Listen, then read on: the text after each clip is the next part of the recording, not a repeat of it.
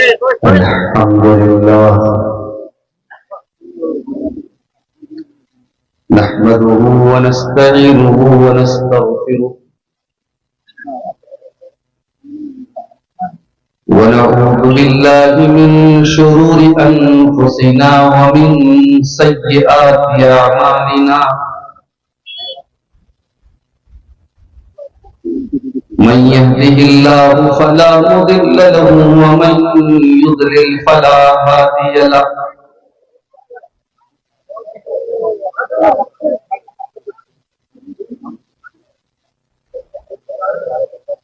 وأشهد أن لا إله إلا الله وحده لا شريك له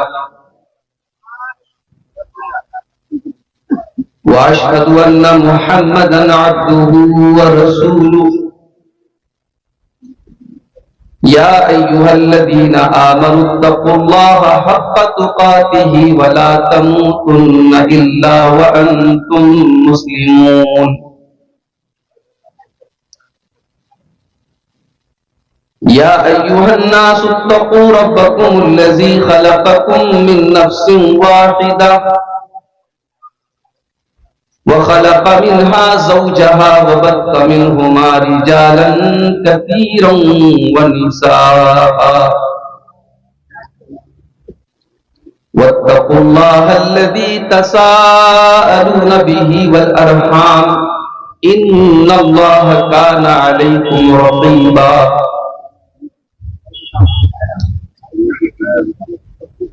يا أيها الذين آمنوا اتقوا الله وقولوا قولا سديدا يصلح لكم أعمالكم ويغفر لكم ذنوبكم ومن يطع الله ورسوله فقد فاز فوزا عظيما أما بعد فإن خير الحديث كتاب الله وخير الهدي هدي محمد صلى الله عليه وسلم وشر الأمور محدثاتها وكل محدثة بدعة وكل بدعة ضلالة وكل ضلالة في النار أعوذ بالله من الشيطان الرجيم بسم الله الرحمن الرحيم لقد جاءكم رسول من أنفسكم عزيز عليه ما عنتم حريص عليكم بالمؤمنين رؤوف رحيم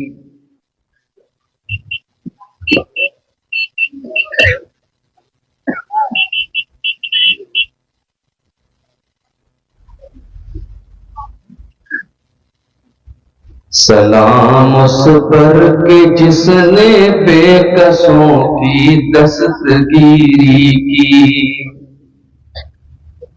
سلام اس پر کہ جس نے بادشاہی میں فقیری کی سلام اس پر کہ اسرار محبت جس نے سکھلائے سلام اس پر کہ جس نے زخم کھا کر پھول برسائے سلام اس پر کہ جس نے خون کے پیاسوں کو قبائیں دی سلام اس پر کہ جس نے گالیاں سن کر دعائیں دی سلام اس پر کہ جس کا ذکر ہے سارے صحائف میں سلام اس پر ہوا مجروح جو بازار طائف میں سلام اس پر وطن کے لوگ جس کو تنگ کرتے تھے سلام اس پر کے گھر والے بھی جس سے جنگ کرتے تھے سلام اس پر کہ جس کے گھر میں چاندی تھی نہ سونا تھا سلام اس پر کہ ٹوٹا بوریا جس کا بچھونا تھا، سلام اس پر جو سچائی کی خاطر دکھ اٹھاتا تھا، سلام اس پر جو بھوکا رہ کے اوروں کو کھلاتا تھا، سلام اس پر جو امت کے لیے راتوں کو روتا تھا، سلام اس پر جو فرش خاک پر جاڑے میں سوتا تھا، سلام اس پر جو دنیا کے لیے رحمت ہی رحمت ہے، سلام اس پر کہ جس کی ذات فخر آدمیت ہے، سلام اس پر کہ جس نے جھولیاں بھر دی فقیروں کی، سلام اس پر کہ مشکیں کھول دی جس نے اسیروں کی، سلام اس پر کہ جس کی چاند تاروں نے گواہی دی، سلام اس پر کہ جس کی سنگ پاروں نے گواہی دی، سلام اس پر کہ جس نے زندگی کا راز سمجھایا، سلام اس پر کہ جو خود بدر کے میدان میں آیا، سلام اس پر کہ جس کا نام لے کر اس کے شیدائی الٹ دیتے ہیں تختے قیصریت اوج دارائی، سلام اس پر کہ جس کے نام لیوا ہر زمانے میں بڑھا دیتے ہیں ٹکڑا سرفروشی کے فسانے میں، سلام اس ذات پر جس کے پریشان حال دیوانے سنا سکتے ہیں اب بھی خالد و حیدر کے افسانے، سلام اس پر کہ جس کی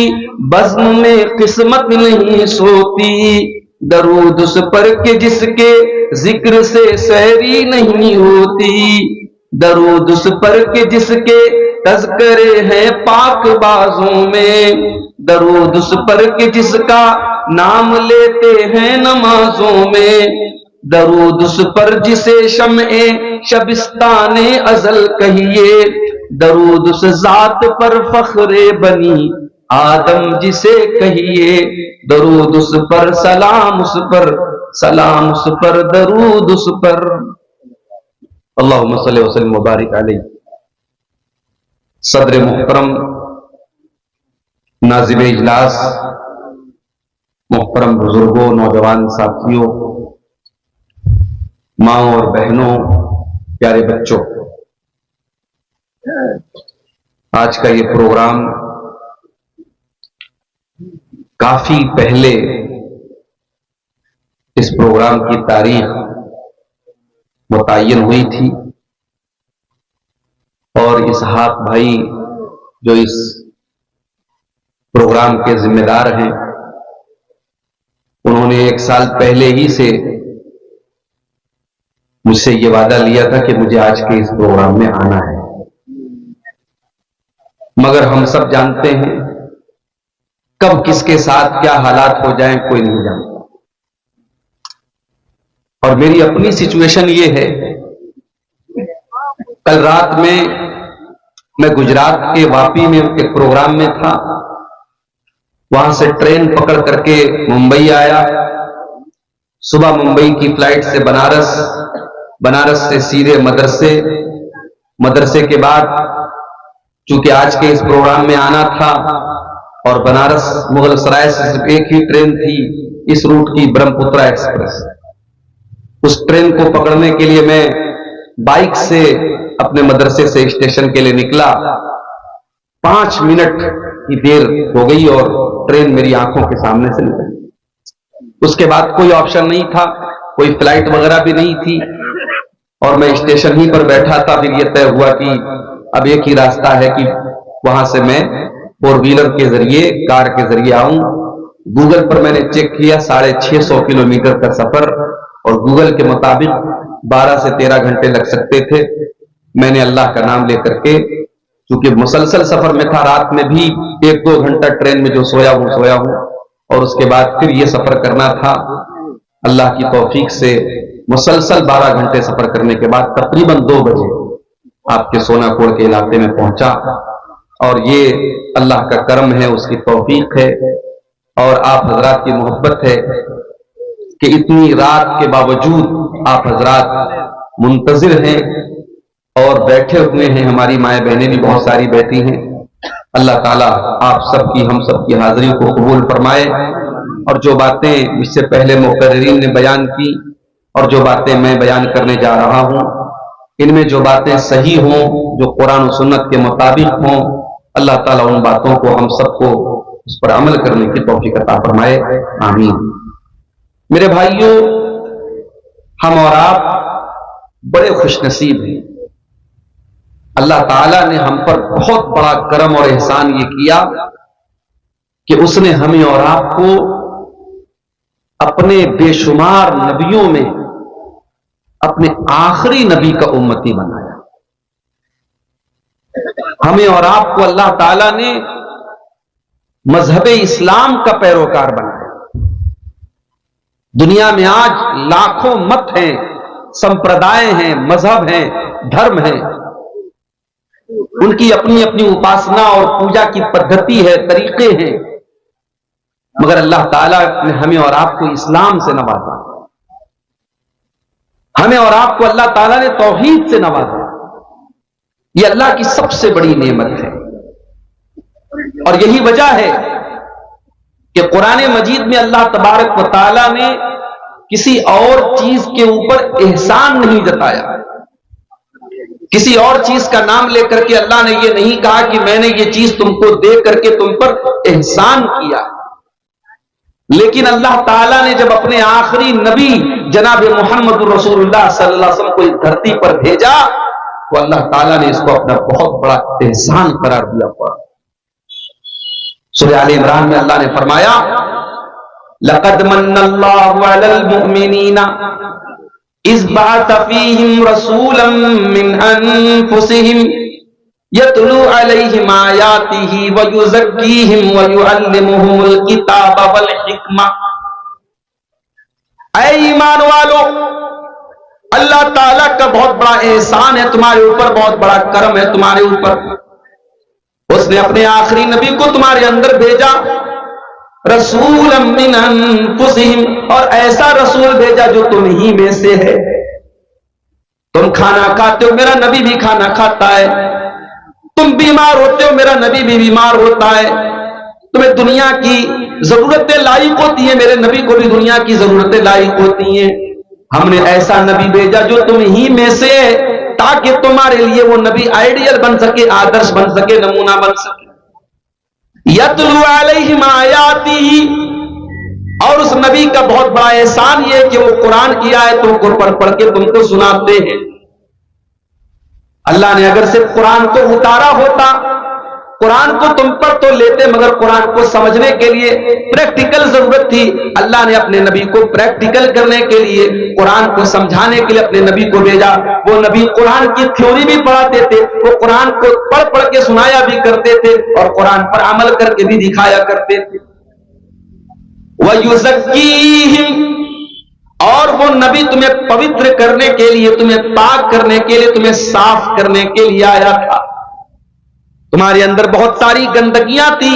تم شراب پیا کرتے تھے، تم زنا کیا کرتے تھے، تم مردار کھایا کرتے تھے، تم غیر اللہ کے آگے سر جھکایا کرتے تھے، تم اپنی سوتیلی ماں سے شادی تک کر لیا کرتے تھے، اپنی بیٹیوں کو قتل کر دیا کرتے تھے، اپنی عورتوں پر ظلم کیا کرتے تھے، تم جوا کھیلا کرتے تھے، تم حرام کھایا کرتے تھے.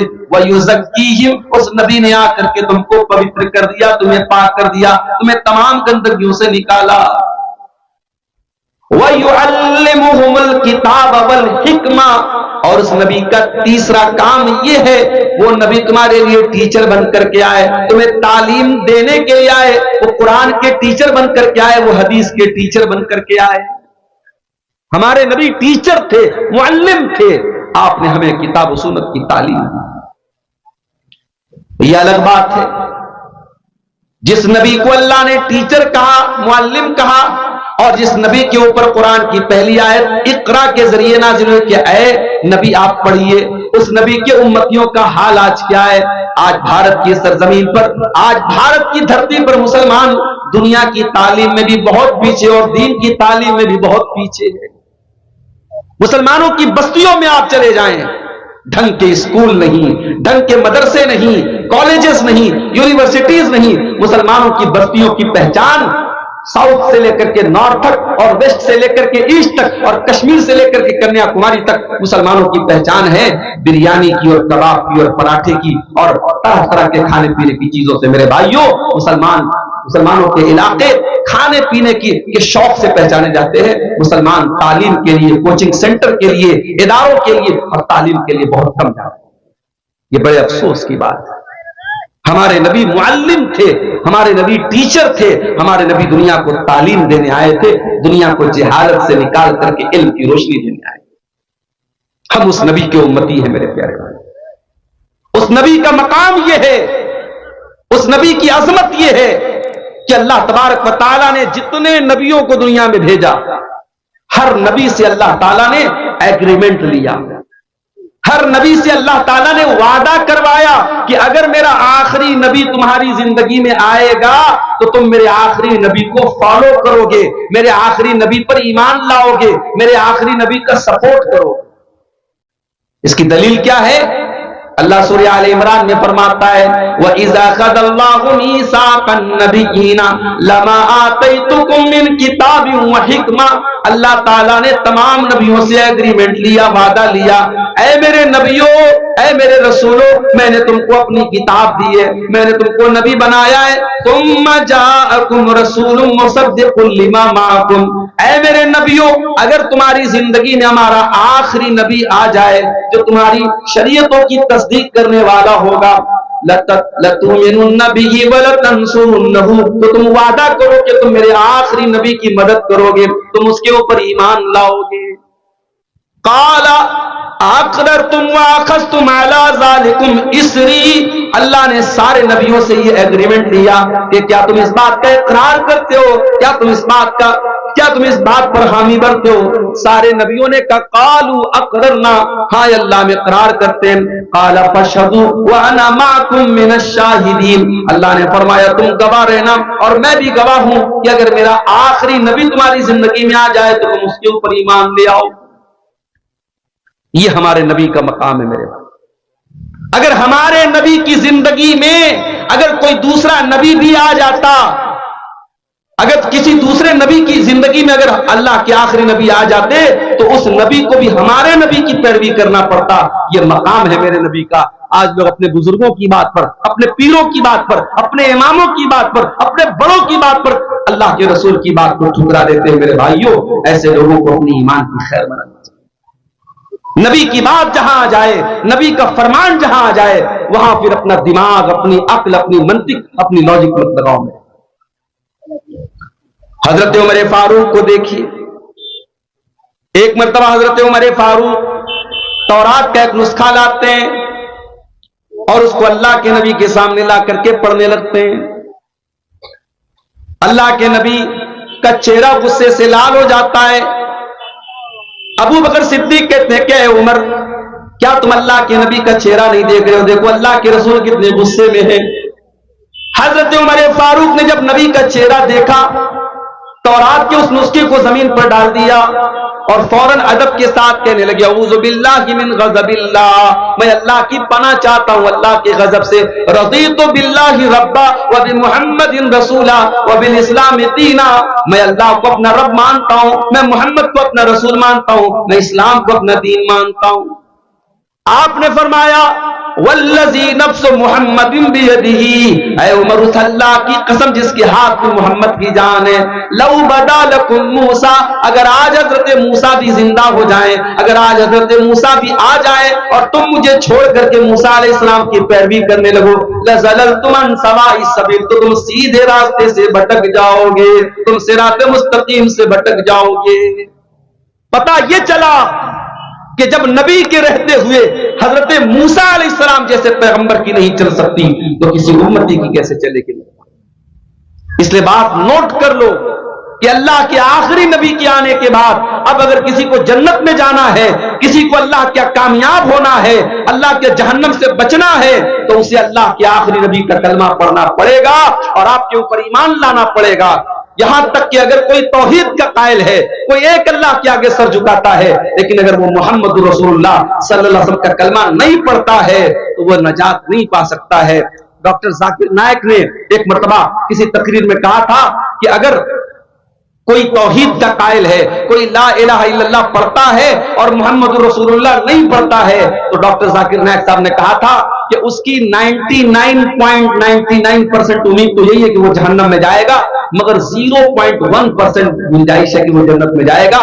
مگر قرآن و حدیث بتاتے ہیں کہ آخری نبی کے آ جانے کے بعد، جناب محمد رسول اللہ کے آ جانے کے بعد 0% بھی کسی کی گنجائش نہیں ہے کہ وہ اللہ تعالیٰ کے نجات پائے، جب تک وہ لا الہ الا اللہ کے ساتھ ساتھ محمد رسول اللہ کا کلمہ نہ پڑھ لے۔ میرے پیارے بھائیوں، یہ عظمت ہے میرے نبی کی، اپنے رسول کی عظمت کو پہچانو۔ میرے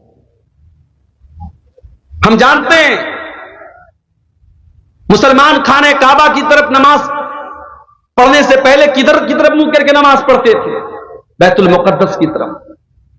وہی بیت المقدس جو آج یہودیوں کے قبضے میں ہے، وہی بیت المقدس جہاں ہمارے مظلوم فلسطینی بھائیوں کو مارا جا رہا ہے، ان کے بچوں کو، ان کی عورتوں کو مارا جا رہا ہے، اسی بیت المقدس کی طرف چہرہ کر کے اللہ کے نبی نماز پڑھتے تھے۔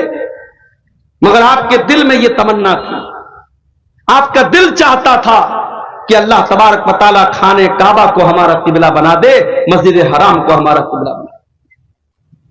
اللہ کے نبی اپنی زبان سے یہ بات نہیں کہہ رہے، آپ کے دل میں یہ ارادہ ہے، آپ کے دل کی یہ خواہش ہے، آپ کی اچھا یہ ہے۔ اللہ تعالیٰ اپنے نبی سے کتنی محبت کرتا ہے میرے پیارے ساتھیوں، جس بات کو نبی اپنی زبان پر بھی نہیں لائے، صرف نبی کے دل میں یہ ارادہ چل رہا تھا۔ اللہ نے قرآن میں فرمایا قَدْ نَرَا تَقَلُّبَ وَجْهِكَ فِي السَّمَاءِ فَلَنُوَلِّيَنَّكَ قِبْلَةً تَرْضَاهَا۔ اے نبی، جب آپ نماز پڑھتے ہیں اور بار بار آسمان کی طرف دیکھ کر کے آپ انتظار کرتے ہیں کہ اے اللہ تیرا کوئی حکم ایسا آ جائے، ہمارا قبلہ بدل دیا جائے، ہمارا قبلہ خانہ کعبہ کو بنا دیا جائے، اے نبی اللہ تعالیٰ آپ کی نظر کو دیکھ رہا ہے، آپ کے دل کی خواہشات کو دیکھ رہا ہے۔ فَوَلِّ وَجْهَكَ شَطْرَ الْمَسْجِدِ الْحَرَامِ، اے نبی جائیے، اللہ تعالیٰ آپ کی خواہش کو پورا کر رہا ہے۔ اب آج کے بعد سے مسلمانوں کو حکم دیا جا رہا ہے، ان کو نماز میں قبلہ خانہ کعبہ کو بنانا ہے، ان کو خانہ کعبہ کی طرف منہ کر کے نماز پڑھنا ہے۔ یہ مقام ہے ہمارے نبی کا، ہمارے نبی کے دل کی جو خواہش تھی اللہ تعالیٰ نے اس خواہش کو پورا کر دیا۔ میرے پیارے پورا قرآن آپ اٹھائیے، اللہ نے موسیٰ علیہ السلام کا نام لیا، کہا یا موسیٰ، عیسیٰ علیہ السلام کو پکارا، کہا یا عیسیٰ، داؤد علیہ السلام کو پکارا، کہا یا داؤد، لیکن پورے قرآن میں کہیں پر آپ کو یا محمد نہیں ملے گا۔ اللہ نے اپنے آخری نبی کو جب بھی پکارا یا ایوہ النبی کہا، یا ایوہ الرسول کہا، یا ایوہ المدثر کہا، یا ایوہ المزمل کہا۔ یہ عظمت ہے اس آخری نبی کی، یہ مقام ہے اس آخری نبی کا۔ اس نبی کا مقام تو یہ ہے میرے پیارے بھائیوں، جب اللہ کے نبی معراج کے سفر پہ جاتے ہیں، بیت المقدس میں آپ پہنچتے ہیں، آپ فرماتے ہیں رأیتنی فی جماعت من الانبیاء، میں نے دیکھا کہ وہاں بہت سارے انبیاء کی جماعت موجود ہے، آدم علیہ السلام موجود ہے، ابراہیم علیہ السلام موجود ہے، نوح علیہ السلام موجود ہے، اسحاق علیہ السلام موجود ہے، وہاں بہت سارے نبیوں کی جماعت کو میں نے دیکھا۔ فحانت الصلاۃ، اتنے میں وہاں نماز کا ٹائم ہو گیا۔ سارے نبیوں نے کہا آج ہمارا امام اگر کوئی ہے تو جناب محمد رسول اللہ صلی اللہ علیہ وسلم ہے۔ سارے نبیوں نے اللہ کے نبی کو امامت کے لیے آگے بڑھایا، فَأَمَمْتُهُمْ، اور اللہ کے نبی نے ان سارے نبیوں کو نماز پڑھائی۔ یہ ہے ہمارے نبی کی اصلیت، نبیوں کی امامت آپ نے کرائی ہے، آپ نبیوں کے امام ہیں، امام الانبیاء ہیں، امام کائنات ہے۔ میرے پیارے ساتھیوں، ہمارے نبی کی شان یہ ہے کہ آپ اللہ کے آخری نبی ہیں، آپ کے بعد اب دنیا میں جو بھی نبی بننے کا دعویٰ کرے گا وہ مکار مانا جائے گا، وہ دجال مانا جائے گا، وہ جھوٹا مانا جائے گا۔ اللہ کے نبی کے بعد اب کوئی نبی نہیں آ سکتا۔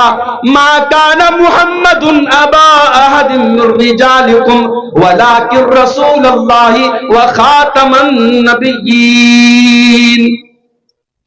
محمد تم میں سے کسی مرد کے باپ نہیں ہے۔ کیا مطلب؟ اللہ کے نبی کے جتنے لڑکے پیدا ہوئے، جتنے بیٹے پیدا ہوئے، سب بچپن میں انتقال کر گئے۔ کوئی لڑکا آپ کا جوان نہیں ہوا، کوئی بیٹا آپ کا جوان نہیں ہوا۔ ہاں، ایک بچے کو آپ نے پالا تھا، کوئی اس کا نام بتا سکتا ہے؟ ایک بچے کو آپ نے پالا تھا، ان کا نام تھا زید بن حارثہ رضی اللہ تعالی۔ ان کی آپ نے پرورش کی تھی، اور اس زمانے میں دستور یہ تھا کہ اگر کوئی کسی بچے کو پال لیتا تھا تو وہ اس کے سگے باپ، اس کا سگا باپ مانا جاتا تھا، اور ولدیت میں اسی کا نام لیا جاتا تھا۔ جب حضرت زید جوان ہوئے تو لوگ ان کو زید بن محمد کہنے لگے، اللہ کے نبی کا بیٹا کہنے لگے۔ حضرت زید کی شادی ہوتی ہے حضرت زینب کے ساتھ، میاں بیوی میں بن نہیں پاتی ہے، طلاق ہو جاتی ہے۔ جب وہ اپنی بیوی کو طلاق دے دیتے ہیں، اللہ تعالیٰ حکم دیتا اپنے آخری نبی کو کہ اے نبی اب آپ زینب سے شادی کر لیں۔ بڑے غور سے سننا، اس زمانے کے دستور کے مطابق حضرت زید اللہ کے نبی کے بیٹے کی حیثیت رکھتے تھے، اور ان کی بیوی اللہ کے رسول کی بہو کی حیثیت رکھتی تھی، اور اللہ نے حکم دے دیا کہ اے میرے نبی، آپ کو ہم حکم دے رہے آپ زینب کے ساتھ شادی کر لیں۔ اللہ کے نبی بھی ڈر گئے، آپ کو بھی لگا کہ لوگ کیا کہیں گے کہ میں نے بہو کے ساتھ شادی کر لی۔ اللہ نے فرمایا وَتَخْشَى النَّاسَ وَاللَّهُ أَحَقُّ أَن تَخْشَىٰ۔ اے نبی، جب ہم نے حکم دے دیا تو لوگوں سے ڈرنے کی ضرورت نہیں ہے، اللہ سے ڈرو۔ اے نبی، ہمارا حکم ہے، آپ کو کسی کی پرواہ کرنے کی ضرورت نہیں ہے، آپ زینب سے نکاح کر لیں۔ اور دنیا نے یہ منظر دیکھا، اللہ کے نبی نے زینب رضی اللہ تعالیٰ عنہ سے نکاح کیا، یہودیوں نے، منافقوں نے بدتمیزی کرنا شروع کر دیا، کہا کہ صحابیوں نے اپنی بہو سے نکاح کر لیا، اپنے بیٹے کی مطلقہ سے نکاح کر لیا۔ اب اللہ تعالیٰ اپنے نبی کا ڈیفنس کر رہا ہے۔ پتہ یہ چلا کہ اگر کبھی تمہارے نبی پر کوئی کیچڑ اچھالے، تمہارے نبی پر کوئی اعتراض کرے، تمہارے نبی کو کوئی برا بھلا کہے، تو اپنے نبی کا ڈیفنس کیا کرو۔ یہ اللہ کی سنت ہے، یہ اللہ کا طریقہ ہے کہ نبی کا ڈیفنس کیا جائے، نبی کے کیریکٹر کو واضح کیا جائے۔ اللہ نے فرمایا ما کان محمد ابا احد من رجالکم، محمد صلی اللہ علیہ وسلم کسی مرد کے باپ نہیں ہے، ان کی اولاد میں کوئی تو مرد نہیں ہے۔ بچے جو پیدا ہوئے سب بچپن میں انتقال کر گئے، جب ان کی اولاد میں کوئی مرد نہیں تو ان کی بہو کہاں سے آ گئی؟ غور کرو اللہ نے رسم کو کیسے توڑا ہے۔ ابھی میرے پاس ایک پرچہ آیا، مولوی صاحب ہمارے علاقے میں شادی بیاہ میں ڈی جے بجایا جاتا ہے۔ ہم تو بڑے فخر سے بنارس میں کہتے ہیں، یو پی میں کہتے ہیں کہ صاحب ہم پاکڑ کی اور صاحب گنج کے علاقے میں جاتے ہیں، ہمارا سینہ چوڑا ہو جاتا ہے، ہمارا دل باغ باغ ہو جاتا ہے۔ پوری بستی اہل حدیثوں کی بستی ہے، پوری بستی قرآن و حدیث پر چلنے والوں کی بستی ہے۔ لیکن کیا اب ہم جا کے یہ بھی بتائیں کہ صاحب ان بستیوں میں محرم بھی منایا جاتا ہے، وہاں تعزیہ بھی اٹھایا جاتا ہے، وہاں شادی بیاہ میں ڈی جے بھی بجایا جاتا ہے، وہاں کے نوجوان شراب کے نشے میں دھت رہتے ہیں؟ کیا یہ بات بھی ہم بیان کریں اور یہ بات بھی بتائیں میرے پیارے ساتھیوں؟ شرم آنی چاہیے۔ جن رسموں کو میرے نبی نے توڑا ہے آج ہم ان کو پھر سے زندہ کر رہے ہیں۔ شادی بیاہ کے موقع پر دور جاہلیت میں ناچ گانا ہوتا تھا، لوگ شراب پی کے مست ہو جاتے تھے۔ اسلام نے آ کر کے نکاح کو عبادت بنا دیا۔ نکاح کے موقع پر خطبہ نکاح ہوتا ہے، اللہ کی تعریف ہوتی ہے، اللہ کا نام لیا جاتا ہے۔ اس کے بعد مولوی صاحب، قاضی صاحب لڑکے سے کہتے ہیں کہ آپ کا نکاح میں نے فلاں لڑکی کے ساتھ کر دیا، کیا آپ کو قبول ہے؟ کیا آپ نے قبول کیا؟ لڑکا کہتا ہاں میں نے قبول کیا۔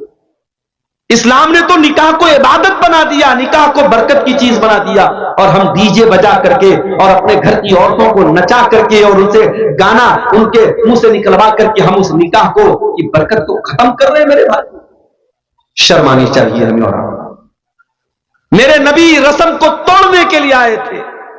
اس زمانے کی بہت بڑی رسم تھی کہ اگر کوئی کسی بچے کو اپنا بیٹا بنا لیتا تھا، منہ بولا بیٹا کہہ لیتا تھا، اس کو اڈاپٹ کر لیتا تھا، اس کی پرورش کر لیتا تھا، اس کا سگا بیٹا مانا جاتا تھا۔ اللہ نے یہ رسم توڑی اور اپنے نبی سے کہا کہ آپ زینب سے نکاح کریں۔ اللہ نے فرمایا محمد کسی مرد کے باپ نہیں ہے۔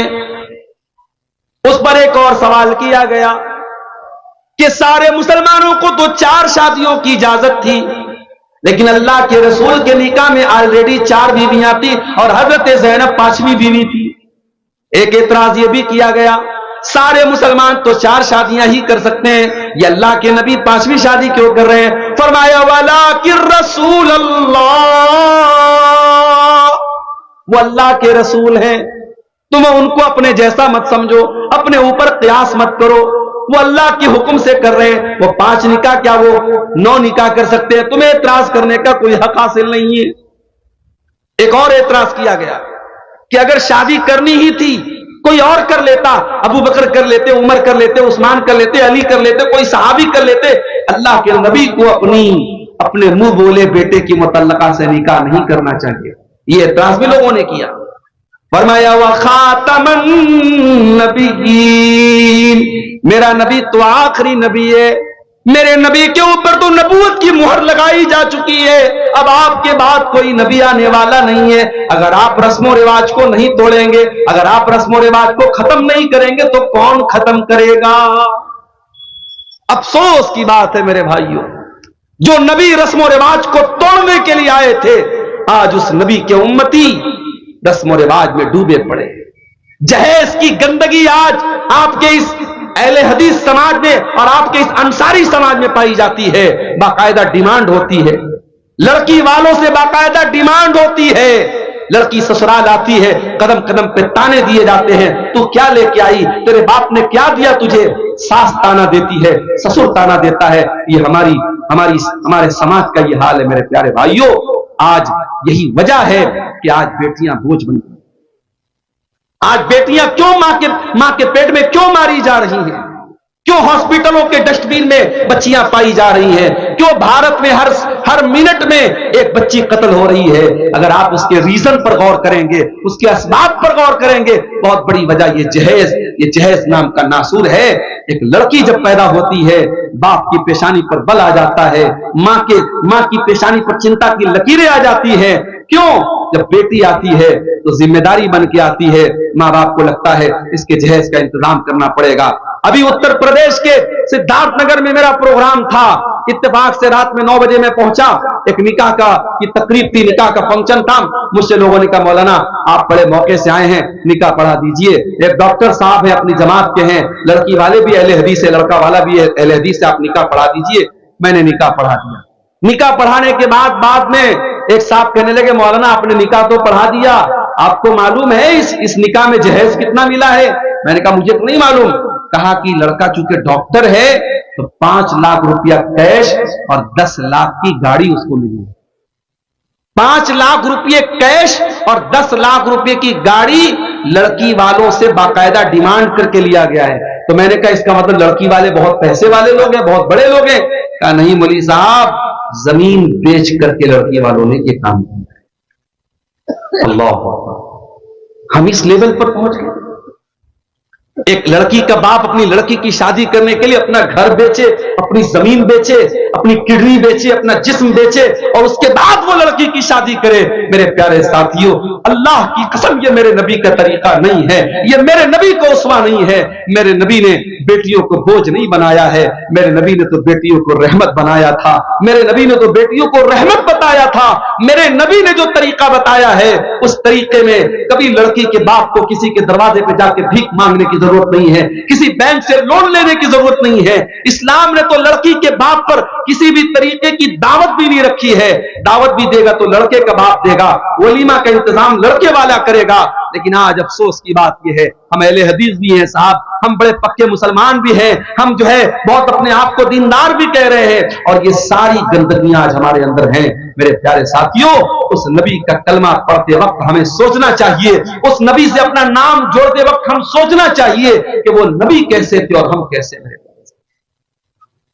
اس نبی کی عظمت جانتے ہو؟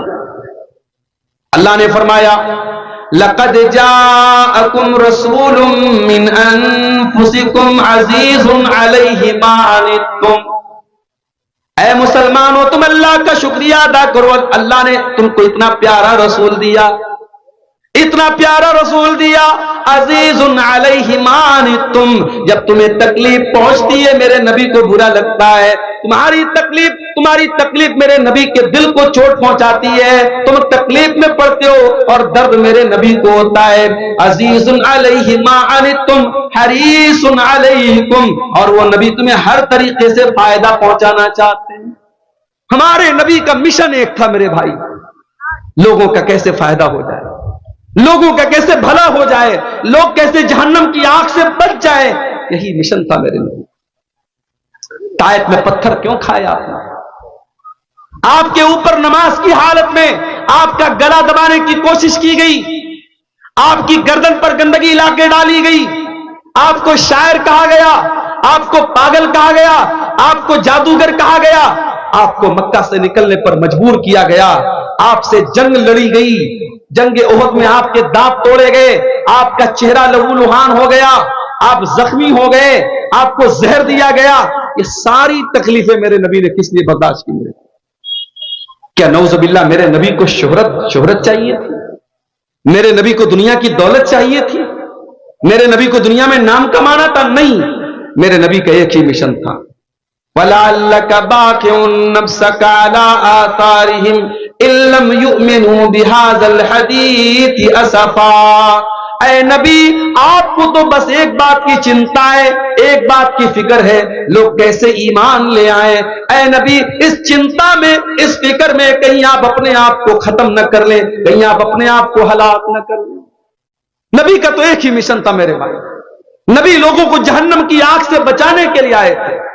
اور اسی لیے اللہ کے نبی فرماتے ہیں, بخاری اور مسلم کی روایت ہے, او لوگوں, میری مثال اور تمہاری مثال ایسی ہے جیسے کوئی انسان آگ جلاتا ہے, اور جیسے ہی آگ جلاتا ہے فَجَعَلَ هَٰذِهِ الْفِرَاشُ وَالدَّوَابُ يَقَعْنَ فِيهَا, یہ پتنگے اور یہ پروانے اس آگ میں جانے لگتے ہیں. ان پتنگوں کو, ان پروانوں کو وہ ہٹانے کی کوشش کرتا ہے, مگر وہ بار بار اس آگ میں جاتے ہیں. اللہ کے نبی فرماتے ہیں, انا آخذ بحجزکم عن النار وانتم تقتحمون فیہا. اے میری امت کے لوگوں, میں تو تمہاری کمر پکڑ پکڑ کے تم کو جہنم کی آگ سے بچانے کے لیے آیا ہوں, لیکن تم بار بار جہنم کی آگ میں چل جا رہے ہو, چلتے چلے جا رہے ہو. وہ نبی ہمیں جہنم سے بچانے کے لیے آئے تھے. معراج کا واقعہ یاد کیجیے, اللہ تعالیٰ نے آپ کو 50 ٹائم کی نماز دی, آپ واپس آئے, موسیٰ علیہ السلام سے ملاقات ہوئی, انہوں نے پوچھا کہ کیا ملا؟ کہا 50 ٹائم کی نماز ملی. کہا اے محمد صلی اللہ علیہ وسلم, آپ کی امت 50 ٹائم کی نماز نہیں پڑھ پائے گی, میں نے بنی اسرائیل کو بہت آزمایا ہے, بہت تجربہ کیا ہے, آپ جائیے اور اپنے رب سے کم کروائیے. اللہ کے نبی واپس جاتے ہیں اور 50 میں سے 10 کم کروا کر کے 40 کرواتے ہیں. واپس آتے ہیں, حضرت موسیٰ کہتے ہیں یہ بھی زیادہ, اس میں بھی کم کراؤ. 40 سے 30 کرواتے ہیں, 30 سے 20 کرواتے ہیں, 20 سے 10 کرواتے ہیں, اور 10 سے 5 کرواتے ہیں. اللہ کے پیارے نبی کو خود اگر پڑھنا ہوتا آپ تو 50 نمازیں پڑھ لیتے میرے بھائی, لیکن آپ بار بار اپنے رب سے جا رہے ہیں اور کمی کروا رہے ہیں. کس کے لیے؟ ہمارے لیے اور آپ کے لیے, اپنی امت کی آسانی کے لیے. مگر ہم اتنے بڑے بے ایمان ہیں, ہم اتنے بڑے مکار ہیں, ہم اتنے بڑے خود غرض ہیں, وہ 5 ٹائم کی نماز بھی آج ہم سے پڑھی نہیں جاتی. 5 ٹائم کی نماز بھی ہم پڑھنے کو تیار. ہمارا نوجوان بیچارہ رات کو 2-2 بجے تک موبائل میں لگا ہے, صبح فجر کی اذان ہو رہی ہے, अस्सलातु खैरुम मिनन नौम की आवाज उसके कानों तक पहुंच रही है, मगर शैतान उसके कान में पेशाब कर चुका है, उसका कान शैतान का मूत्रालय बन चुका है, उसके कान में शैतान मूत चुका है, पेशाब कर चुका है, उसको सुला चुका है। अस्सलातु खैरुम मिनन नौम की आवाज आ रही है, मगर वो फजर की नमाज पढ़ने को तैयार नहीं। ये बहुत बड़ा बिजनेसमैन बन गया है, ये बहुत बड़ा व्यापारी बन गया है। अजान हो रही है, मुअज्जिन कह रहा है हय्या अलस्सलाह, आ जाओ नमाज की तरफ, हय्या अलल फलाह, आ जाओ कामयाबी की तरफ। मगर ये अपनी दुकान पर बैठा है, ये अपने कारोबार में लगा है, ये अपने बिजनेस में लगा है, इसका कारोबार नमाज से बड़ा हो गया, इसकी तिजारत कारोबार, इसका कारोबार नमाज से बड़ा हो गया। मेरे प्यारे भाइयों, अल्लाह कुरान में कहता है रिजालुल्ला तुलहीहिम तिजारतु वला बैउन अन जिक्रिल्लाह। मेरे असली बंदे तो वो है, मेरे हकीकी बंदे तो वो है, मेरे मोमिन बंदे तो वो है कि अल्लाह के जिक्र से और नमाज से उनका कारोबार उनको कभी नहीं रोकता है। जब नमाज का टाइम होता है वो फौरन जा करके नमाज पढ़ते हैं। और ऐसा वो क्यों करते हैं? फरमाया यखाफून यौमन ततक़ल्लबु फीहिल क़ुलूब वल अबसार। उनके दिल में कयामत के दिन का डर है, उनके दिल में डर है कि कयामत के दिन अल्लाह को क्या हिसाब देंगे। इसलिए जितना बड़ा भी कारोबार हो, नमाज का टाइम होता है वो जल्दी से जाके नमाज पढ़ते हैं। आज हमारा हाल क्या है मेरे भाई? नबी से मोहब्बत का दावा बहुत करते हैं, नबी के नाम पे जान देने की बात करते हैं, और 5 टाइम की नमाज भी हम पढ़ने को तैयार नहीं है। जो नमाज नबी की आंखों की ठंडक थी और जो 50 टाइम की मिली थी और नबी के कहने पर और नबी की सिफारिश पर अल्लाह ताला ने 5 नमाज कर दिया था, उस नमाज को भी हम पढ़ने को तैयार नहीं है। अजीजुन अलैहि मा अनित्तुम, ओ लोगो, हमने वो नबी तुमको दिया है जो नबी तुमसे बहुत ज्यादा प्यार करते हैं, बहुत ज्यादा प्यार करते हैं। वो नबी रात में उठते हैं, कुरान पढ़ते हैं। हजरत ईसा ने अपनी उम्मत के लिए दुआ मांग ली, इब्राहिम अलैहिस्सलाम ने अपनी उम्मत के लिए दुआ मांग ली। अल्लाह के नबी रात में उठते हैं और रोते हुए कहते हैं अल्लाहुम्मा उम्मती, अल्लाहुम्मा उम्मती। अय अल्लाह मेरी उम्मत का क्या होगा, अय अल्लाह मेरी उम्मत का क्या होगा। जिब्रील अमीन आते हैं और पूछते कि क्यों रो रहे हैं आप? कहते हैं कि अपनी उम्मत के लिए रो रहा हूं। अल्लाह फरमाता है ऐ जिब्रील जाओ मेरे हबीब से कह दो, मेरे नबी से कह दो इन्ना सनुर्दीका फी उम्मतिका वला नसूका। ऐ मेरे हबीब, ऐ मेरे नबी, हम आपकी उम्मत के बारे में आपको खुश कर देंगे, आपको परेशान होने की जरूरत नहीं है। सलाम उस पर जो उम्मत के लिए रातों को रोता था, सलाम उस पर जो फर्शे खाक पर जाड़े में सोता था। वो नबी हमारे लिए रोया करते थे मेरे भाई। मिसवाक बहुत पसंद थी अल्लाह के नबी को। आखिरी टाइम भी आप अपने इंतकाल के पहले आपने मिसवाक की थी और मिसवाक करके आप दुनिया से गए थे। मिसवाक इतनी पसंद, मगर आपको अपनी उम्मत की आसानी का इतना ख्याल था, आपने फरमाया लौला अना शुक्का अला उम्मती लामरतुहुम बिस्सिवाक इंद कुल्ली सलाह। अगर मेरी उम्मत को परेशानी न होती, अगर मेरी उम्मत को मुश्किल न होती, मैं हर नमाज के टाइम जरूरी कर देता मिसवाक को। मगर जरूरी कर देता तो दिक्कत आ जाती, परेशानी आ जाती, इसलिए आपने मिसवाक को जरूरी करार नहीं दिया। यह है उस नबी का मकाम और उस नबी की अजमत। मेरे प्यारे साथियों, वो नबी हमारे लिए आसानियां लेकर के आए। और आगे बढ़िए, दुनिया में तो उस नबी का जो मकाम है वो है ही, कल कयामत के दिन भी उस नबी का एक अलग मकाम होगा, एक अलग शान होगी। आपने फरमाया अना सय्यदु वलदी आदम यौमल क़ियामा, मैं कयामत के दिन तमाम आदम की औलाद का सरदार रहूंगा। व अव्वलु मन यनशक्कु अन्हुल क़ब्र, और कयामत के दिन सबसे पहले मेरी कब्र फटेगी। व अव्वलु शाफ़िइन, और कयामत के दिन सबसे पहले मैं सिफारिश करूंगा। कोई नबी सिफारिश करने को तैयार नहीं। सूरज 1 मील की दूरी पर, गर्मी से लोग बेहाल, पसीने से बेहाल, और अल्लाह ताला इंतहाई गुस्से में होगा और लोग सारे नबियों के पास जाएंगे और सारे नबी कहेंगे हम आज अल्लाह की बारगाह में बात नहीं कर सकते, अल्लाह बहुत गुस्से में है, हम बोल नहीं सकते, हमसे कुछ चूक हुई, हम बात नहीं कर सकते। सारे नबी अपनी फिक्र करेंगे, और जब हमारे नबी के पास लोग जाएंगे, मोहम्मद रसूलुल्लाह के पास लोग जाएंगे, आप कहेंगे انا لہا، میں تمہاری سفارش کروں گا. اور اللہ کے آخری نبی اللہ کی بارگاہ میں ایسا سجدہ کریں گے ویسا سجدہ آج تک کسی نے نہیں کیا. اللہ کی ایسی تعریف بیان کریں گے ویسی تعریف آج تک کسی نے نہیں کی. اور اس کے بعد اللہ آواز دے گا یا محمد ارفع راسک، اے میرے نبی، اے محمد آپ سر اٹھائیے. سل توتا، آپ مانگیے آپ کو دیا جائے گا. اشفا تشفا، آپ شفاعت کیجئے آپ کی شفاعت قبول. مگر نوٹ کر لو میری بات، قیامت کے دن نبی کی سفارش اور نبی کی شفاعت کسی مشرک کو نصیب نہیں ہوگی، کسی بدعتی کو نصیب نہیں ہوگی، کسی لال کالے پیلے دھاگے پر اپنا بھروسہ کرنے والے کو، اور کسی قبر پر اور کسی مورتی پر اور کسی پیڑ پر سجدہ کرنے والے کو نصیب نہیں ہوگی. قیامت کے دن اگر اللہ کے نبی کی شفاعت نصیب ہوگی تو توحید والوں کو نصیب ہوگی. اسی لیے اللہ کے نبی فرماتے ہیں، بخاری اور مسلم کی روایت ہے کہ ہر نبی کو اللہ تعالیٰ نے ایک دعا ایسی دی جس کے قبول کرنے کی اللہ نے گارنٹی لے لی، اور ہر نبی نے اپنی اس دعا کو دنیا میں مانگ لیا. لیکن میں نے اپنی دعا کو سنبھال کے رکھا ہے، اور میں وہ دعا کس کے لیے سنبھال کے میں نے رکھا ہے؟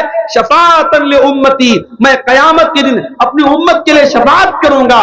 وہی نائلۃ انشاءاللہ من مات لا یشرک باللہ شیئا، اور قیامت کے دن میں اس کے لیے سفارش کروں گا جو توحید پر مرا ہوگا، جو لا الہ الا اللہ پر مرا ہوگا، جس کا خاتمہ توحید پر ہوگا. میرے پیارے بھائیوں، جس انسان کی توحید صحیح نہ ہو، جس انسان کا عقیدہ صحیح نہ ہو، جو انسان شرک کر کے دنیا سے جائے گا، اس کو قیامت کے دن رسول کی شفاعت بھی نصیب نہیں.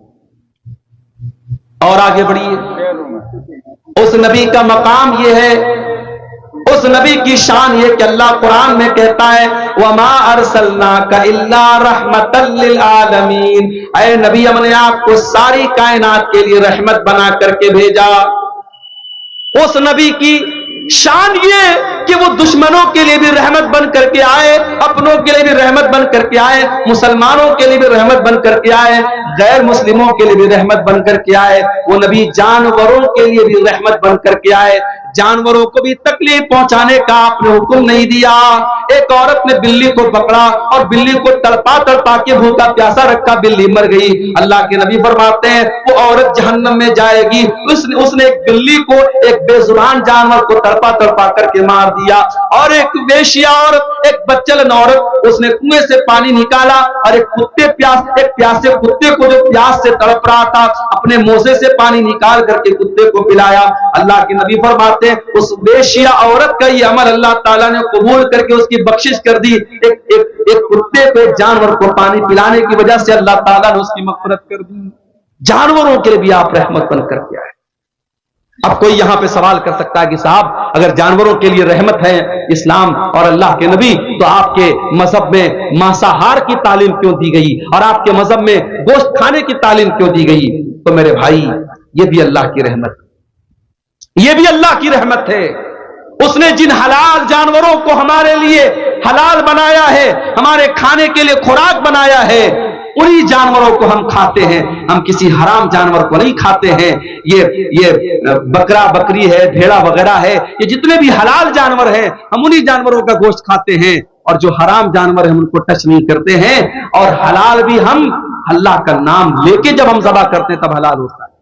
ایسا نہیں کوئی بکرا اگر مرا پڑا ہو، جنگل میں مرا پڑا ہو، ہم نہیں کھا سکتے جب تک اللہ کا نام لے کر اسلامی طریقے سے اس کو ذبح نہ کیا گیا ہو، ہم اس کو نہیں کھا سکتے ہیں. اور جب ہم جانور کو ذبح کرتے ہیں تو میڈیکل سائنس یہ کہتا ہے کہ جو جھٹکے سے مارتے ہیں جانوروں کو، اس میں جانور کو بہت تکلیف ہوتی ہے. اور جو اسلام کا طریقہ ہے کہ اس کی جو رگیں، جو اسلام نے جو رگیں بتائی ہیں، اور ان رگوں کو کے اوپر جب چھری چلائی جاتی ہے تو جانور کی جان جو ہوتی ہے بہت آسانی سے نکلتی ہے. اور اسی لیے اللہ کے نبی فرماتے ہیں جب تم جانور کو ذبح کرو تو اچھے طریقے سے ذبح کرو، چھری کو تیز کر لو. جانور کو تڑپا تڑپا کے مارنے کی اسلام تعلیم نہیں دیتا ہے. میرے نبی تو بے جان چیزوں کے لیے بھی رحمت بن کر کے آئے. آپ ایک کھجور کے تنے پر کھڑے ہو کر کے خطبہ دیا کرتے تھے. ایک عورت کی نظر پڑ گئی جو اللہ کے نبی کے خطبے میں آیا کرتی تھی. اس نے دیکھا کہ اللہ کے نبی کھجور کے تنے پر کھڑے ہو کر کے خطبہ دے رہے ہیں. اس نے کہا اللہ کے نبی، میرا بیٹا کارپینٹر ہے، بڑھئی کا کام کرتا ہے. اے اللہ کے نبی، میں چاہتی ہوں کہ آپ کے لیے ایک اچھے سے ممبر کا انتظام کر دوں تاکہ آپ اس ممبر پر کھڑے ہو کر کے خطبہ دیں. اس لکڑی کے تنے پر آپ کھڑے ہو کر کے خطبہ دیتے اچھا نہیں لگتا ہے. آج ہمارے یہاں مولوی پھٹے پرانے کپڑے پہنتا ہے تو لوگ کہتے ہیں مولوی کو تو اللہ نے بڑی برکت دی ہے. مولوی صاحب جو آپ کے بچوں کو قرآن آ کے پڑھاتے ہیں, ان کے میلے کچھ اہلے کپڑوں کو دیکھ کر کے کبھی آپ کو شرم نہیں آتی کہ کوئی نیا کرتے کا کپڑا لے جا کے دے دے. آم کا موسم آتا ہے, آپ کے گھر میں بچے آم کھا رہے ہیں, مولوی صاحب بیچارے 5,000 کی تنخواہ میں کیسے کیسے اپنا پریوار چلا رہے ہیں. ان کے بچے اپنے باپ سے کہتے ہیں بازار مجھے آم دلا دو, وہ صبر کرنے کی تلقین کرتے ہیں, اور دنیا کہتی ہے مولوی کے پیسے میں اللہ نے بڑی برکت دی ہے. میرے پیارے ساتھیوں, اس مولوی کو آپ نے اپنے در کا جو بھکاری بنا کے رکھا اس کو برکت کا خوبصورت نام نہ دیجیے. معاف کرنا میرے بھائیوں, بات کڑوی ہے مگر بات یہی سچ ہے کہ ہم ان علماء کو خوشحال دیکھنا نہیں چاہتے ہیں. اگر مولوی اچھا لائف اسٹائل اختیار کر لے, اچھا کپڑا پہننے لگے, مولوی حلال طریقے سے اگر گھر مکان بنا لے اور سواری کا انتظام کر لے تو اس پر بھی لوگ انگلی اٹھاتے ہیں کہ مولوی کے پاس اتنا پیسہ کہاں سے آ گیا. یہ سوچ ہے ہماری قوم کی, یہ اپنے علماء کو اور اپنے رہنماؤں کو خوشحال نہیں دیکھنا چاہتی. یہ چاہتی ہے یہ آ کر کے ہم سے چندہ مانگتے رہے, ہمارے در کے فقیر اور محتاج. لاک ڈاؤن میں ہم نے دیکھا کتنی مسجدوں میں امام جن کو 8,000 10,000 تنخواہ دی جاتی تھی, مدرسوں میں پڑھانے والے ٹیچر جن کو 8-10 ہزار کی تنخواہ دی جاتی تھی اور اس تنخواہ سے ان کا گھر پریوار چلا کرتا تھا. لاک ڈاؤن لگ گیا, مدرسے والوں نے آنکھیں پھیر لی, مسجد کی کمیٹی نے آنکھیں پھیر لی, مولوی صاحب ہمارے فنڈ میں کوئی پیسہ نہیں ہے. ان مولویوں نے کتنی پریشانیوں کے ساتھ اپنے ایام کاٹے, اپنے دن کاٹے میرے بھائیوں. لوگوں سے قرضے لے کر کے, لوگوں سے مدد مانگ کر کے انہوں نے اپنا گزارا کیا. اور میں کئی ایسے مولویوں کو جانتا ہوں لاک ڈاؤن کے بعد انہوں نے کاروبار شروع کر دیا, بزنس شروع کر دیا, اور رو کر کے کہنے لگے مولوی صاحب اب ہمیں امامت نہیں کرنی ہے, اب ہمیں مدرسے میں نہیں پڑھانا ہے, ہمیں یہ غلامی کی زندگی نہیں گزارنی ہے, اب ہم اپنا بزنس کریں گے, اپنا کاروبار کریں گے, ہم آزادی کی زندگی گزاریں گے. میرے پیارے بھائیوں, یہ علماء بھی آپ کی طرح انسان ہوتے ہیں, ان کے بچوں کو بھی آپ کے بچوں کی طرح ضرورتیں ہوتی ہیں, ان کی بیٹیوں کی بھی آپ کی بیٹیوں کی طرح ضرورتیں ہوتی ہیں. میرے بھائیوں, اپنے علماء کی ضرورتوں کا بھی خیال رکھا کرو. نہیں رکھتے ہم خیال, اپنے علماء کی ضرورتوں کا ہم خیال نہیں رکھتے. مسجدوں میں کبھی آپ جا کر کے دیکھیے امام کے رہنے کا کمرہ کتنا بڑا ہوتا ہے. بعض مسجدوں میں نے دیکھا کہ سیڑھی کے نیچے جو چھوٹی سی جگہ بنی ہوتی ہے کوٹری ٹائپ کی, اس میں امام کو رکھتے ہیں. امام بیچارہ اگر ڈھنگ سے کھڑا ہو جائے تو سر اس کا چھت سے لڑ جائے. ہمیں شرم نہیں آتی؟ ہم اپنے بچوں اور اپنے پریوار کے ساتھ اپنے گھر میں رہیں, اور امام صاحب اپنے پریوار سے دور آپ کی مسجد میں امامت کرائیں, اور مہینے 2 مہینے اپنے پریوار سے دور رہیں. میرے بھائیوں, یہ کون سا انصاف ہے؟ آپ کے بچے آپ کے ساتھ رہیں اور مولوی کا بیٹا اپنے باپ کے رہنے کے باوجود وہ بیچارہ یتیم بن کے زندگی گزارے, اور مولوی کی بیوی بیوہ کی زندگی گزارے. اللہ کے واسطے اپنے علماء کے مسائل پر بھی نظر رکھو. میرے بھائیوں, آج سرکاری ٹیچر ریٹائر ہوتا ہے, گورنمنٹ اس کو پینشن دیتی ہے. دنیا کی کسی بھی نوکری میں کوئی ریٹائر ہوتا ہے, اس کو ایک بڑا اماؤنٹ ملتا ہے. مولوی ریٹائر ہوتا ہے, اس کے لیے کوئی انتظام نہیں, کوئی پرسان حال نہیں. کتنے جماعت کے بڑے بڑے علماء ہیں جنہوں نے ساری زندگی جماعت کی خدمت کی, امت کی خدمت کی, تقریریں کرتے رہے, کتابیں لکھتے رہے, بچوں کو پڑھاتے رہے. جب اس لیول پر, اس مرحلے پر پہنچے, جب وہ بیمار ہو گئے, جب بوڑھے ہو گئے, جب کمزور ہو گئے, جب ناتواں ہو گئے, ان کے دوا علاج کے پیسے نہیں ہیں, تڑپ تڑپ کے اور خود کے مر گئے. میرے پیارے ساتھیوں, یہ انصاف کا تقاضا نہیں ہے, یہ علماء کی محبت کا تقاضا نہیں ہے. اللہ کے واسطے اپنے علماء کی ضرورتوں کا بھی خیال رکھو. عورت نے دیکھا اللہ کے نبی لکڑی کے تنے پہ خطبہ دے رہے ہیں, اس کو اچھا نہیں لگا. اس نے کہا اللہ کے نبی میں آپ کے لیے خوبصورت ممبر بنوا دیتی ہوں. اگلا جمعہ آیا اور ممبر بن کے تیار ہو گئے. اگلے جمعہ میں بہترین ممبر بن کے آ گیا, اور اللہ کے پیارے نبی جب خطبہ دینے کے لیے ممبر پہ چڑھتے ہیں تو لکڑی کے تنے سے رونے کی آواز آنے لگتی. لکڑی کے تنے کو آپ نے سائڈ میں ڈال دیا, کنارے ڈال دیا, لکڑی کے تنے سے رونے کی آواز آنے لگی. صحابہ کرام حیران ہو گئے کہ لکڑی کا تنا کیسے رو رہا ہے, اس سے رونے کی کیسے آواز آ رہی ہے.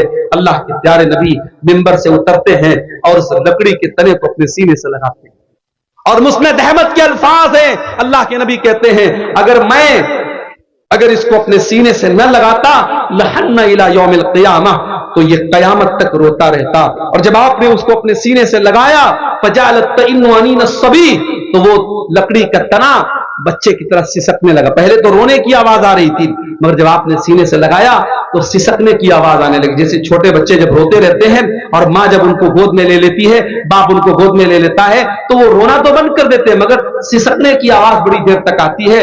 لکڑی کے تنے سے سسکنے کی آواز آ رہی تھی.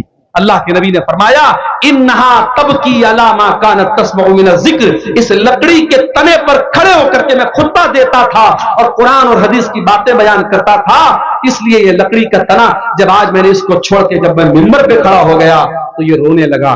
میرے پیارے ساتھیوں, ایک لکڑی کا تنا اپنے نبی سے محبت کرتا تھا, ایک لکڑی کا تنا قرآن سے محبت کرتا تھا, ایک لکڑی کا تنا حدیث سے محبت کرتا تھا. ہم کتنے بد نصیب ہیں, ہمیں قصے اچھے لگتے ہیں, ہمیں کہانیاں اچھی لگتی ہیں, ہمیں فضول باتیں اچھی لگتی ہیں, اور ہمیں قرآن و حدیث کی مجلسوں میں مزہ نہیں آتا, ہمیں قرآن و حدیث کی باتوں میں ہمیں لطف نہیں آتا. میرے پیارے ساتھیوں, اس لکڑی کے تنے کے لیے بھی اللہ کے پیارے نبی رحمت بن کر کے آئے, اس بے جان چیز کے لیے بھی آپ رحمت بن کر کے آئے.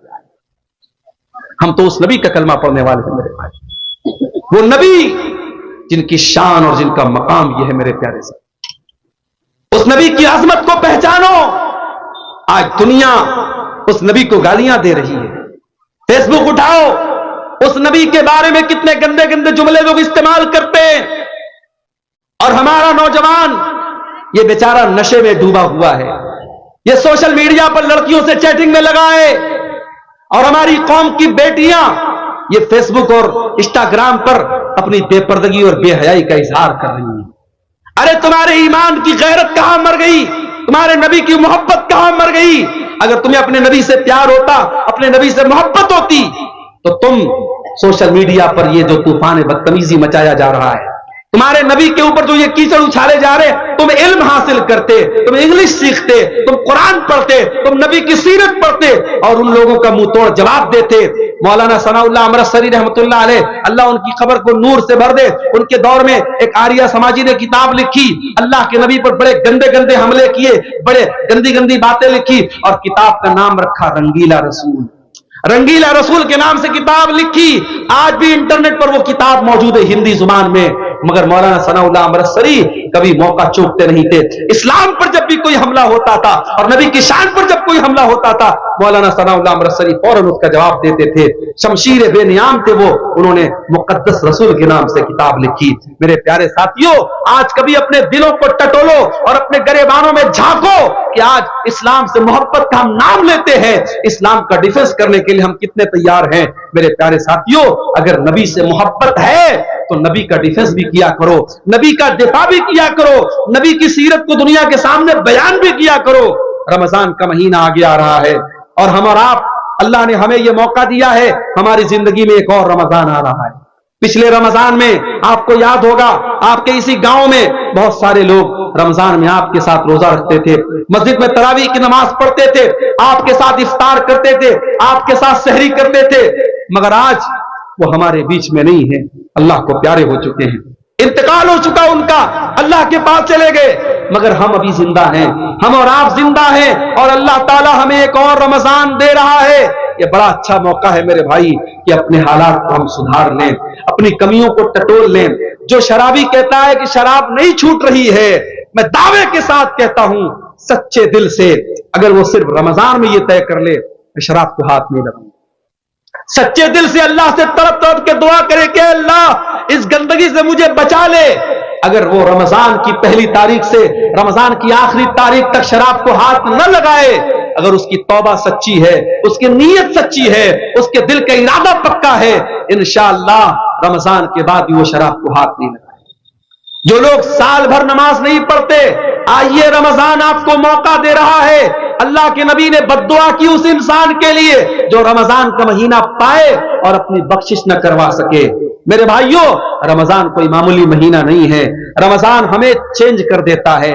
عام دنوں میں ہم نہیں اٹھتے صبح 4 بجے, عام دنوں میں ہم دوپہر کا کھانا کھاتے ہیں, عام دنوں میں ہم شام کو 5 بجے کچھ نہیں کھاتے ہیں, مگر رمضان میں سب چینج ہو جاتا ہے. صبح 4 بجے اٹھ کر کے سحری کھا رہے ہیں, दोपहर में हम भूखे प्यासे हैं, फिर शाम को इफ्तार के टाइम हम खाना खा रहे हैं, फिर रात में तरावी पढ़ रहे हैं, सोने का टाइम बदल गया, उठने का टाइम बदल गया, खाने का टाइम बदल गया। रमजान हमें सबक दे रहा है कि अगर तुम चाहो तो अपने आप को चेंज कर सकते हो, अगर परिवर्तन लाना चाहो, अगर चेंजिंग लाना चाहो, अगर पक्का इरादा करो तो अपने आप को चेंज कर सकते हो। मेरे प्यारे साथियों, रमजान में एक काम आप और कीजिए, थोड़ा अपना ताल्लुक कुरान से जोड़ लीजिए। रमजान कुरान का महीना है। मेरे भाइयों, आज इस उम्मत के लिए बड़े अफसोस की बात है, हमारा नौजवान 1 घंटा मोबाइल के बगैर नहीं रह सकता। 1 घंटा अगर मोबाइल डिस्चार्ज हो जाए, नौजवान तड़पता रहता है, जल्दी से मोबाइल को चार्ज करो, पता नहीं किसका मैसेज आया होगा, व्हाट्सएप पर कितने लोगों का मैसेज आया होगा, कितने लोगों की कॉल आई होगी। 1 घंटा हम मोबाइल के बगैर नहीं रह सकते। मेरे भाइयों, जो नौजवान 1 घंटा मोबाइल के बगैर नहीं रह सकता, वो नौजवान अपने दिल पर हाथ रख करके बताए, उसने आखिरी बार कुरान कब पढ़ा था? आखिरी बार आपने कुरान कब पढ़ा था? हमारे बहुत सारे नौजवान हैं, शायद उनके स्तर शर्म से झुक जाएं, आखिरी बार उन्होंने रमजान में कुरान को छुआ था, उसके बाद कुरान को छूने की नौबत नहीं आई। ये कुरान भी तो अल्लाह का मैसेज है, ये कुरान भी तो अल्लाह का पैगाम है। कल कयामत के दिन अल्लाह पूछेगा, मेरे बंदे, मेरा मैसेज तेरे घर में पड़ा था, मेरा पैगाम तेरे घर में पड़ा था, मेरी किताब तेरे घर में पड़ी थी, तूने कभी नहीं समझा, तूने कभी नहीं पढ़ा, तूने कभी गौर नहीं किया, कभी उस कुरान को समझने की कोशिश नहीं की। मेरे प्यारे साथियों, इस कुरान को पढ़ो। और आज अगर भारत के 25 करोड़ मुसलमान ये तय कर लें कि हर मुसलमान 4 कुरान गैर मुस्लिमों तक बांटेगा, 4 कुरान हिंदी में, बंगला में, जो भी जुबान हमारा गैर मुस्लिम भाई जानता है उसको पहुंचाएगा। अगर भारत के 25 करोड़ मुसलमान ये तय कर लें तो 100 करोड़ गैर मुस्लिमों तक बड़ी आसानी के साथ कुरान को पहुंचाया जा सकता है। मेरे भाइयों, ये काम करने का है। जल से जुलूस कराना ठीक है, इसकी भी एक जरूरत है, ये भी बड़ा अहम काम है, मगर ये काम भी करने का है कि आज अपने गैर मुस्लिम भाइयों तक हम कुरान को पहुंचाएं।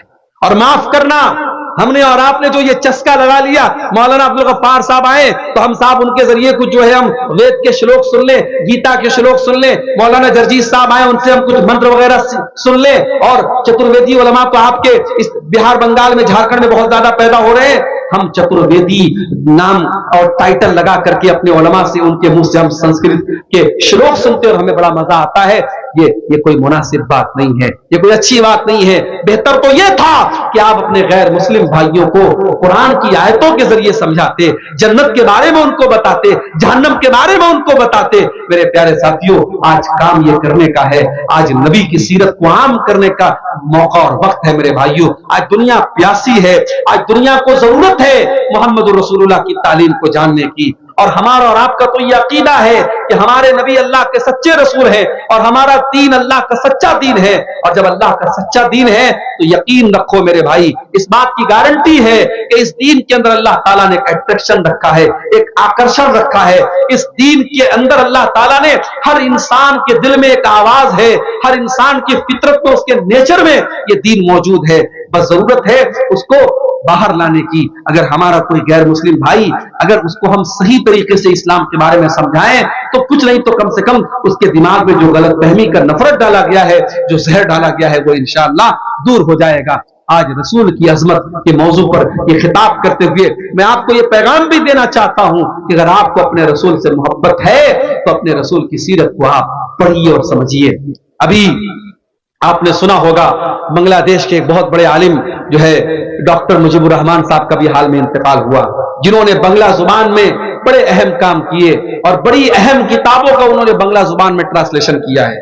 और आपको यह भी पता होगा कि आपके अहले हदीस जमात के बहुत बड़े आलिम थे मौलाना सफीउर रहमान मुबारकपुरी रहमतुल्लाह अलैह। उन्होंने अल्लाह के नबी के जीवन के ऊपर, अल्लाह के नबी की सीरत के ऊपर उन्होंने किताब लिखी थी। उस किताब का नाम था अर्रहीकुल मख्तूम, और यह किताब एक कंपटीशन में हिस्सा लेने के लिए लिखी गई थी और पूरी दुनिया की सैकड़ों किताबों में इस किताब को पहला प्राइज मिला था। और आज भी पूरी दुनिया में सीरत पर सबसे ज्यादा अगर कोई किताब पढ़ी जाती है तो अर्रहीकुल मख्तूम पढ़ी जाती है, और हिंदी में भी वो अवेलेबल है और बांग्ला जुबान में भी उसका अनुवाद हो चुका है। मैं आप सबको ये दावत देता हूं, अपने नौजवानों से जो हिंदी जानते, जो बांग्ला जानते, उनसे मैं कहना चाहता हूं कि आप जिंदगी में एक बार अपने दिल में रसूल की मोहब्बत को सजा करके इत्मीनान के साथ अर्रहीकुल मख्तूम को पढ़ ले मेरे भाई। मेरा दावा है अगर आप एक मरतबा इस पूरी किताब को खत्म कर लेंगे, आपके दिल का ईमान बढ़ जाएगा, आपके दिल में रसूल की मोहब्बत बढ़ जाएगी, इस्लाम से मोहब्बत बढ़ जाएगी।